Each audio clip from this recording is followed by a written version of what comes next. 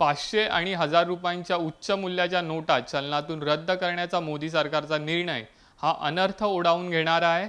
या निर्णयानंतर देशातील जनतेचा बँकिंग व्यवस्था व रिझर्व्ह बँकेवरील विश्वास उडाल्याची टीका काँग्रेसकडून करण्यात आली आहे. सध्या कोट्यावधी रुपये मूल्याच्या नवीन नोटा छापल्या जात आहेत. मात्र हे पैसे मागच्या दराने बाहेर जात असून सामान्य लोकांना त्यांच्या बँक खात्यातील हक्काचे पैसे काढता येत नाहीत.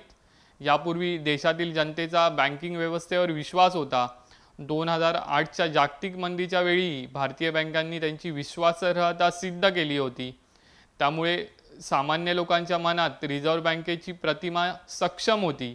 मात्र नोटाबंदीच्या निर्णयानंतर सामान्य लोकांचा बँकिंग व्यवस्थेवरील विश्वास डळमळीत झाला असून रिझर्व्ह बँकेविषयीच्या प्रतिमेलाही तडा गेला आहे.